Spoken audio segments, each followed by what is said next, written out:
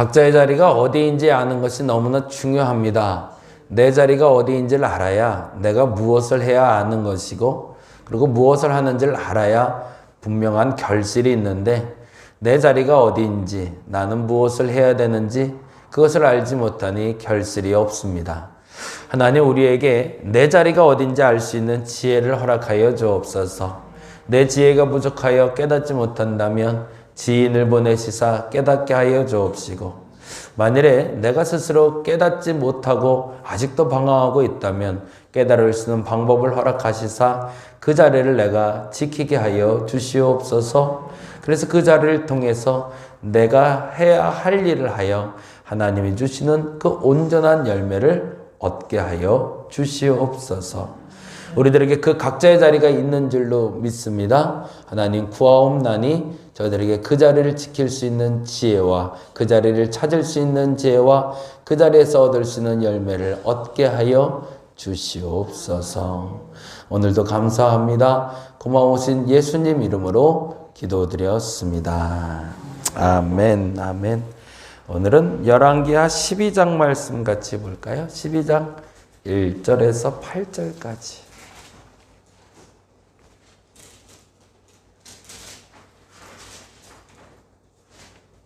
열왕기하 12장 1절에서 8절.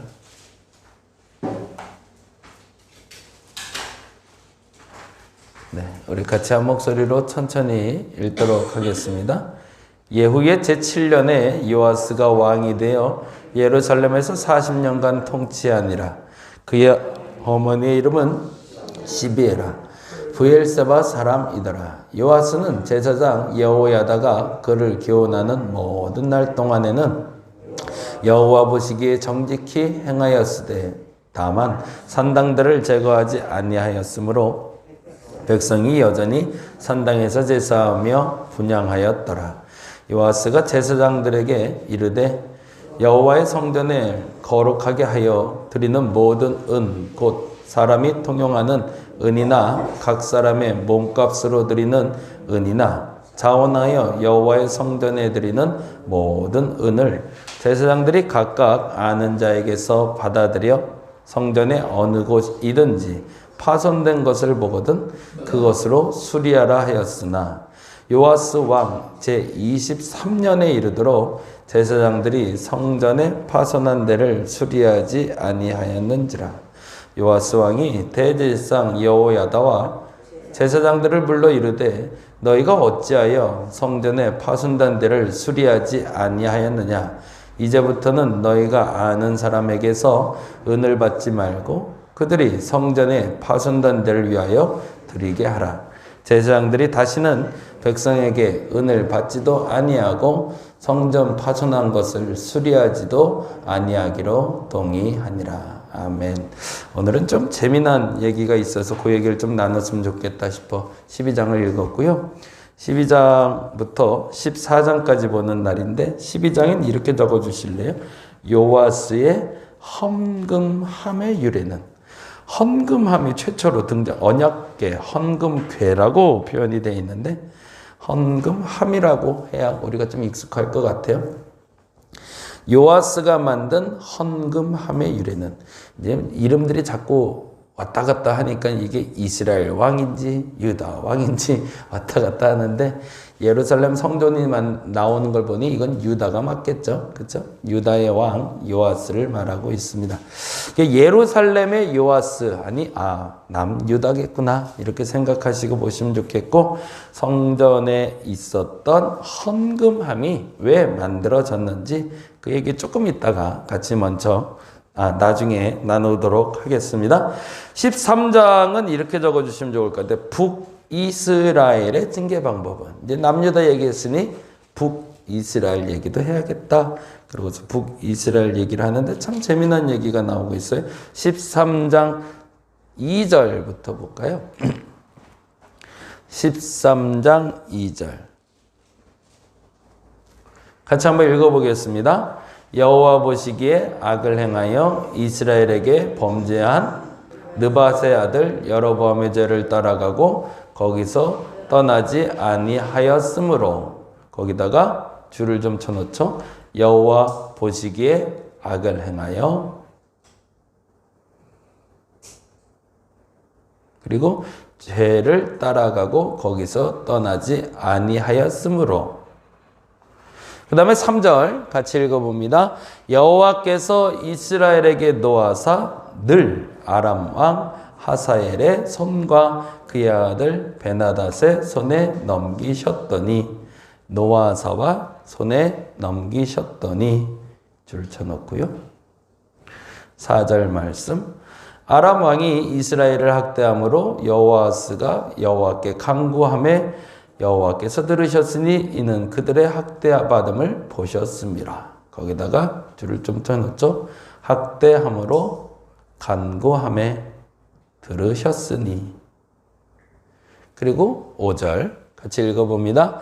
여호와께서 이에 구원자를 이스라엘에게 주심에 이스라엘 자손이 아람 사람의 손에서 벗어나 전과 같이 자기 장막에 거하였으나. 거기 구원자 줄 쳐놓을게요. 줄 치면서 느낌이 어디서 많이 보던 거죠? 예, 사사기죠. 네.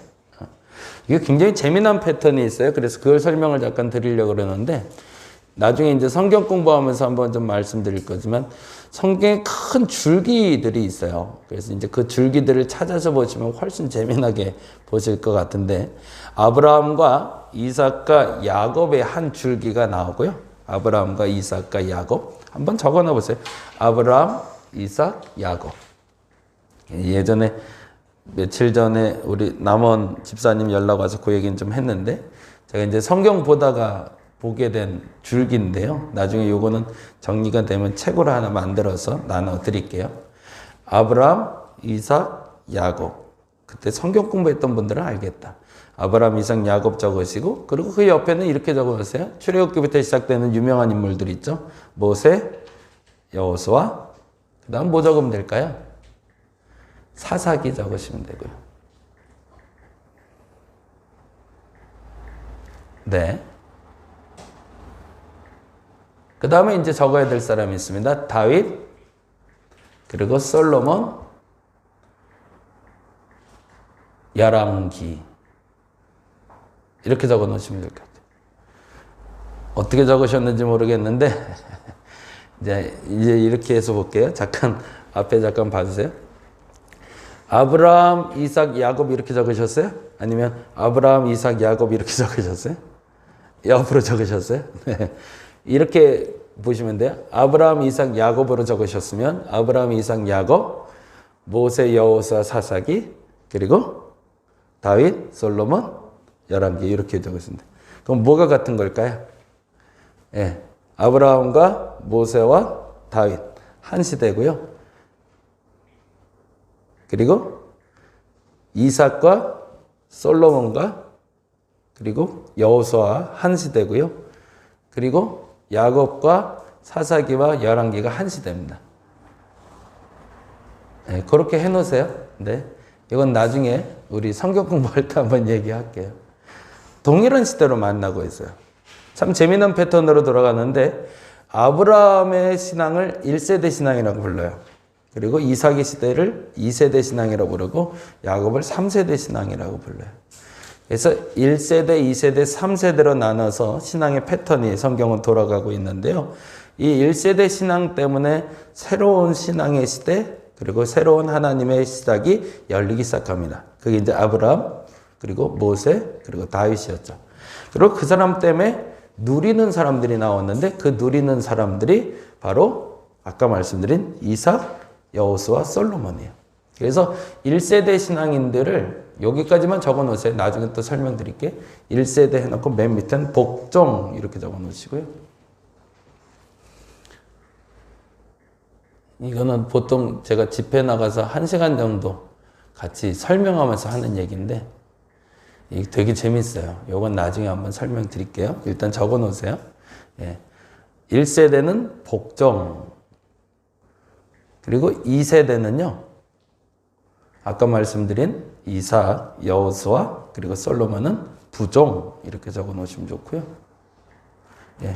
그리고 예, 부종. 이거 뭐 부어오르는 부종 말고 예, 그리고 3세대로 불리우는 야곱, 그리고 사사기, 그리고 열왕기. 요거를 순종 이렇게 적어놓으세요. 예, 여기까지만 설명하고 요거는 갈게요. 지금 13장을 보면서 그 패턴을 보셨잖아요. 열왕기가 사사기 패턴하고 똑같이 만나고 있죠. 순서가 어떻게 되냐면 1세대는 복종하는 신앙의 시대예요. 뭐냐면 하나님이 하라면 무조건 하는 때. 거기에는 토다는 게 없어요. 무조건이에요. 무조건 아멘이에요. 거기엔 변화가 없어요. 근데 이런 사람들이요, 그 마른 땅을 기경해내요. 이런 사람들 때문에 소멸될 것 같았던 신앙이 회복이 되고요. 이런 사람들 때문에 새로운 시대가 도래를 해요. 그게 복종의 시대예요. 그리고 부종의 시대가 있는데 부종이라는 단어 뜻이 참 재밌어요. 부종이라는 단어가 옛날 개역 한글판에 나오고 이제는 다 순종이라는 단어로 바꿔놨는데 부종의 뜻은요. 접붙이다예요. 접붙이다. 나무 하나가 있고 나무의 생장점에 또 다른 나무를 붙여서 접붙여 놓는 거예요. 그건 무슨 말이냐면 접붙여진 나무는 무슨 힘으로 살아가는 걸까요? 뿌리가 되는 나무의 힘으로 살아가는 거잖아요. 이 세대는 어떤 사람들이냐면 전 세대의 뿌리가 된 사람들 덕분에 살아가는 사람들이에요. 이삭, 그리고 아까 말한 여호수아, 그리고 솔로몬 같은. 전 세대는 다윗과 아브라함과 모세의 힘으로 살아가는 사람들. 그 사람들이 2세대입니다. 그리고 3세대가 있는데 3세대는 순종이라고 적었잖아요. 순종이란 말이 참 재밌어요. 우리가 순종이란 말을 쓸 때는 일반적으로 복종의 단어를 썼는데 순종이란 단어는 성경에서 순종은 어떤 말이냐면 내 마음에 원할 때 따라가는 걸 순종이라고 합니다. 하나님이 말하는 게 맞아서 따라가는 걸 복종이고요. 하나님이 말하는 게 맞는지 틀린지 모르겠어요. 그래서 내 마음에 합해야 쫓아가는 걸 순종이라고 그래요. 이 사람들은 뭐가 많을까요? 좌충우돌이 많죠. 내 마음에 안 맞으면요. 하나님이 아무리 옳다고 그래도 안 해요. 근데 내 마음에 맞으면 하나님이 아니라고 그래도 쫓아가요. 그러다가 당하기도 하는 사람들이 이런 사람들.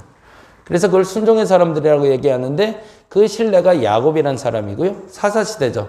그러니까 사사시대는 모든 것이 다 잘 되는 줄로 착각을 해요. 그래서 열심히 살아요. 근데 살다 보니까 여호와 앞에 악을 행하게 되는 거죠. 그래서 하나님이 징계하시니까 그때 순종하는 거죠. 간구하고 기도해서 구원자 보내는 패턴으로 들어가요. 근데 이 패턴에 대한 설명이 요 13장에 대한 설명. 그래서 사사기와 똑같은 시대를 살고 있는 열왕기 시대를 설명하고 있습니다. 요 얘기는 나중에 한번 금요일 날이나 이렇게 시간 좀 여유롭게 한번 잡아서 전체적으로 이건 성경 전체를 맥을 쭉 잡아드릴 수 있는 흐름이거든요.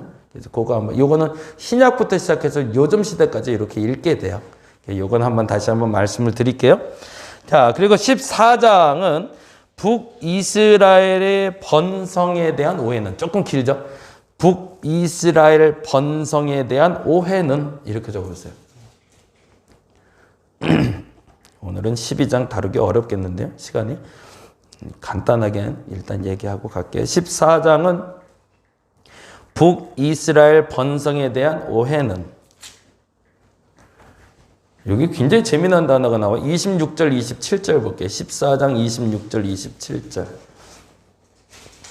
거기에 중요한 사람이 나오는데 그 중요한 사람의 이름은 동그라미를 좀 해놓을게요. 26절, 27절입니다. 26절 읽습니다. 이는 여호와께서 이스라엘의 고난이 심하여 매인자도 없고 노인자도 없고 이스라엘을 도울 자가 없음을 보셨고, 중요한 단어가 나오죠. 고난이 있는데 그 고난이 뭔지가 표현돼요. 뭐라고 되어 있죠?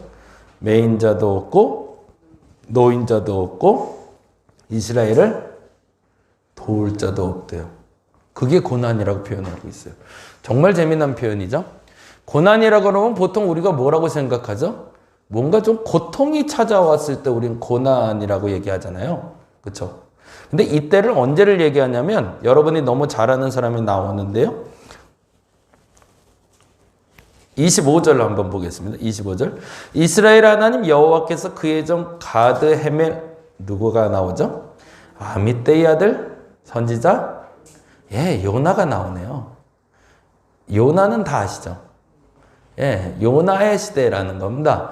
근데 그 시대가 언제냐? 요나를 통하여 하신 말씀과 같이 누가 나오죠? 여로보암이 나옵니다. 이 사람이 여로보암 2세라는 왕입니다. 예후 왕조 때 최고의 번성기를 누렸던 솔로몬의 영화를 회복했다는 사람이에요. 그런데 주께서는 그 날을 이렇게 표현하고 계세요. 더 정확히는 여로보암 2세 때는 이스라엘 왕국이 가장 번성했을 때입니다. 최고조로 경제적인 부흥, 정치적인 부흥, 국가적인 부흥을 이루었을 때예요. 그런데 그때를 주께서 뭐라고 표현하고 계시는 거죠? 고난이 심하다라고 표현하고 있어요. 근데 그 고난이 뭐냐면 매인 것도 없고 노인 것도 없고 도울 자도 없는 시대. 어떤 시대일까요? 방치된 시대를 얘기하는 거죠. 그들에게 부가 찾아왔는데 우리나라 IMF 때 폭탄 터진 것처럼 넘치는 거예요. 뭐가 넘쳐서 어떻게 감당할 수가 없어요. 그런데 그게 하나님 보시기엔 고난이라고 얘기하시는 거죠. 그래서 27절에 이렇게 얘기합니다. 27절에 여호와께서 또 이스라엘 이름을 천하 없이 하겠다고도 아니하셨으므로 요아스의 아들 여로보암의 손으로 구원하심이었더라 라고. 그래서 이 시기에 끊임없이 소선지자라고 불리는 우리가 잘 아는 선지자들이 이 시대 대부분 다 일어납니다. 그래서 이 시대에 이 구원받기 위한 고난이 무엇인지를 설명해내기 시작해요. 너희들이 가진 부가 너희들에게 진정한 고난이다 라고 설명하는 때가 와요. 오늘은 좀 시간이 막 가서 더 깊이 설명 못하는데, 그래서 여로보암 2세하고 그리고 그때 당시의 고난이란 고통이 아니라 부귀영화였다. 이렇게만 정리해 놓고 가시면 좋을 것 같아요. 12장 얘기는 잠깐만 하고 갈게요. 12장 오늘 죄송합니다. 한 2, 3분만 조금 더 할게요. 네, 오늘은 조금만 양해를 구하고 갑니다. 보세요. 12장에서는 예루살렘에 요아스라는 왕이 있었는데 왕이 뭘 했냐면 성전을 좀 고쳐라 라고 얘기했어요. 성전이 너무 낡았다. 성전을 좀 고쳐라. 어떻게 하면 될까? 돈이 없습니다. 그러면 돈 걷어 라고 해서 인두세, 말 그대로 백성들에게 통행세를 받은 것도 헌금으로 갖고 오고, 백성들이 제사장에게 예루살렘에 낸 돈도 헌금으로 갖고 오고, 그리고 사람들이 자발적으로 성전의 정비를 위해서, 공사를 위해서 헌금한 것도 헌금으로 다 줘요. 이게 얼마나 많은 양을 줬을까? 인두세라고 해서 사람들 통행료로 나오는 돈도 갖다 줘. 자발적으로 갖고 오는 돈도 갖다 줘. 그리고 스스로가 하나님께 드린 예물들도 다 갖다 줘요. 엄청나게 많은 예물을 갖다 줬는데, 그런데 5절에 보니 이렇게 되어 있습니다. 제사장들이 각각 아는 자에게서 받아들여 성전의 어느 곳이든지 파손된 것을 보거든 그것을 수리하라 뭐라고 되어 있어요? 하였으나 어떻게 됐다는 얘기예요? 안 했다는 얘기죠. 그래서 이렇게 되어 있습니다. 심지어 몇 년 동안 6절에 보니 요아스 왕 제 23년에 이르도록 이 헌금을 만들고 23년이 지났는데도 뭐하고 있대? 제사장들의 성전에 파손된 데를 수리하지 아니했더래. 이유가 뭘까? 그 이유를 이렇게 얘기합니다. 8절 설명을 이렇게 하고 있네요. 8절과 15절 읽으면서 여러분이 찾아보세요. 제사장들이 다시는 백성에게 은을 받지도 아니하고 성전 파손한 것을 수리하지도 아니하기를 동의하니라. 이게 첫 번째 힌트. 두 번째 힌트 15절 또 그 은을 받아 일꾼에게 주는 사람들과 회개하지 아니하시니 이는 그들이 성실히 일을 하였습니다. 이게 두 번째 힌트. 왜 그 수많은 헌금을 갖다 줬는데 성전이 보수가 안 이루어졌을까요? 은을 받아 일하는 일꾼들은 회개할 필요가 없었대요. 돈을 갖다 주면 딱 그만큼 일하고 간 거죠. 그 이상 그 이하도 필요 없고 성실하게 일을 하다 갔다는 거예요. 그래서 이 사람들에게 돈 주고 나서는 믿고 맡길 수 있었대요. 근데 반면에 8절에 보니 제사장들은 다시는 백성의 은을 받지도 않기로 약속했대요. 그건 무슨 말이에요? 제사장들이 착복한 거죠. 그 헌금이 도대체 어느 구멍으로 들어갔는지를 모르는 거예요. 헌금은 계속 들어오는데 헌금이 쓰이는 데가 없는 거죠. 그리고 또 하나, 성전 파손한 것을 수리하지도 아니하기로 동의했대요. 그건 뭘까요? 제사장에게 직접 이제는 성전 수리를 맡기지 않기로 했대요. 왜 그랬을까요? 우리가 이번에 의자가 하나가 깨져서 고쳐야 돼. 그리고 제사장이 돈을 갖고 가면 의자는 안 고치고 그 돈이 또 어디 갔는지 또 모르겠는 거예요. 그러던 시대가 이 시대라는 겁니다. 어떤 시대일까요? 별반 다를 거 없는 시대를 우리는 살고 있죠. 그래서 왕이 이 재산을 이제 더 이상은 제사장이 손을 못 대게 합니다. 그리고 나서 헌금함을 만들어서 헌금함을 지키는 제사장을 만들어 놓고 헌금함에 은이 가득 차면 그거를 갖다가 일꾼들에게 나눠줘요. 근데 그 와중에 그 은을 갖다가 은장부를 좀 만들어야 돼요라고 제사장들이 가져가려고 그러면 그것도 못 갖고 가게 만들어요. 성전에 기물 만드는 것도 너희들은 하지도 마. 그리고 일꾼들에게만 맡겨라. 건강한 시대일까요? 건강한 시대가 아닌 거죠. 우리들의 헌금은 어떻게 쓰이고 있을까? 같이 묵상하는 시간 됐으면 좋겠습니다. 그래서 원래 오늘 요 얘기 나오면서 키다리 아저씨 얘기를 좀 하려고 그랬는데 교회에 키다리 아저씨가 많았으면 좋겠습니다. 키다리 아저씨 동안 많이 아시죠? 꼭 필요한 사람에게 자신의 재물을 이름도 없이 빚도 없이 흘려보낼 수 있는 사람들. 그렇게 헌금이 흘러가야 헌금이 건강하게 흘러가는 건데 어디서 자꾸 구멍이 막혀 있는 거죠. 그래서 어디서 자꾸 쌓여 있기 시작하고 그러니 동맥경화처럼 교회가 아프기 시작한 거죠. 하나님, 이 헌금이 온전하게 흘러가게 해달라고 오늘은 그렇게 기도할 수 있는 날 되었으면 좋겠습니다. 우리가 내는 헌금들이 하나님 앞에 건강하게 흘러가게 해달라고 기도하겠습니다. 하나님, 우리에게 주시는 예물들이 하나님의 사역에 건강하게 사용되게 하여 주옵소서. 동맥경화처럼 어딘가가 막혀서 흘러가지도 그리고 떠나가지도 않는 어리석음 없게 하여 주시고 우리의 예물이 하나님의 성전 보수하는데 하나님의 나라 보수하는데 잘 사용되게 하여 주시옵소서. 감사합니다. 고마우신 예수님 이름으로 기도드렸습니다. 다 같이 기도하고 돌아갑니다.